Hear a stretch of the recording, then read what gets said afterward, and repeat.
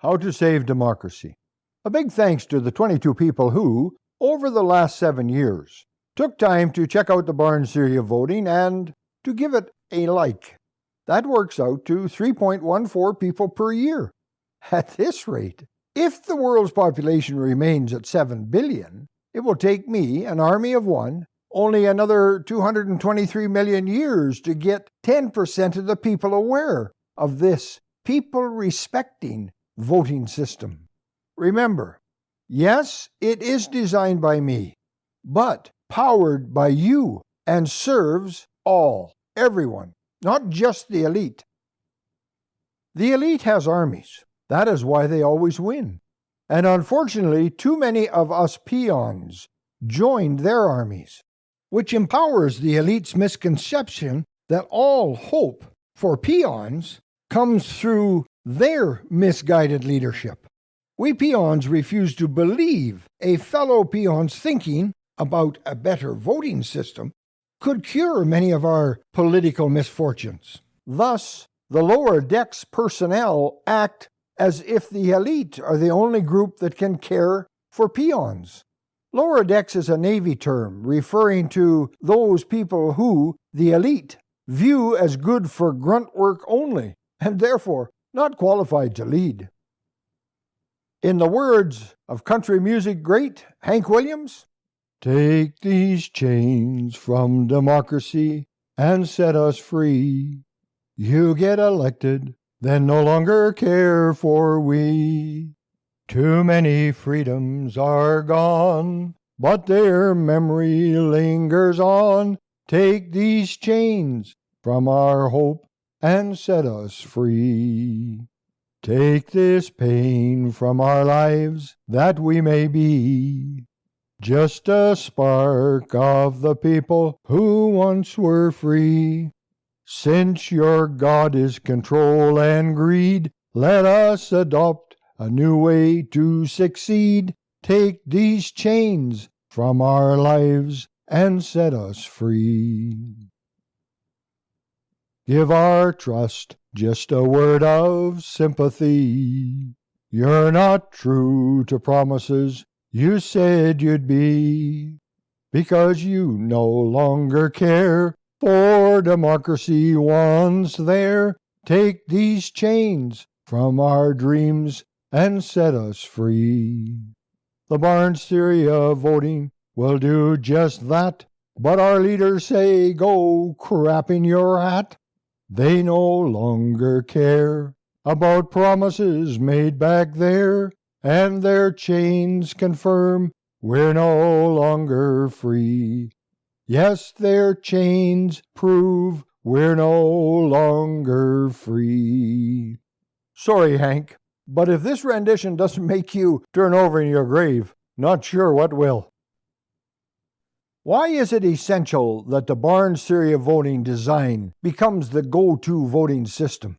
Imagine, if you can, the damage that other Trudeaus and George Soroses will do to this world while we ordinary people choose not to have a voice, except for an illiterate X on Election Day. Get it straight. The elite serves the elite and tolerates the peons only while their grunting brings the control freaks pleasure, which would be all right if we grunts had a valued voice and thus a say in our lives. For control of the masses, the so-called upper class group do not want peons having a voice, except in the form of an illiterate X, which in and of itself is useless, except for the choosing of our elite plantation managers. They don't mind us picking cotton, but don't want us having any say in how the plantation runs. The elites, like Trudeau, give us their elite-serving illiterate X voting tool to keep us believing we are in charge of our destiny, when, in fact, that system is a red herring that falsely claims the silk-stockinged, black-faced oppressors value our opinion. Yes, their preferred voting system allows the peons to choose which new faces will ignore them while serving the elite for the next 4 years, and it matters not to the elite who we, peons, choose to put in power.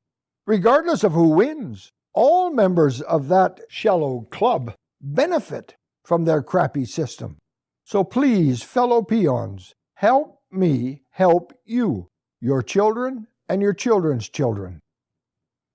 Yes, click like on my words and videos, but then tell the world you want the Barnes theory of voting by sharing it, talking about it, and insisting it becomes our country's choice of a people-serving voting system.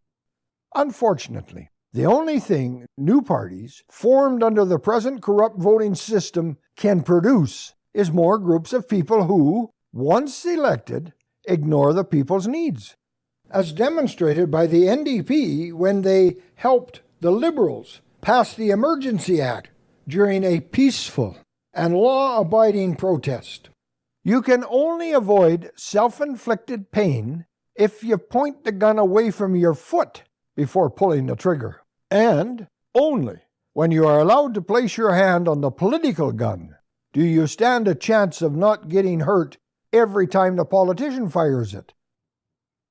Regardless of how many new political parties the hopeful form, the illiterate X-only voting system's design makes it impossible for politicians not to serve only their party while ignoring the people.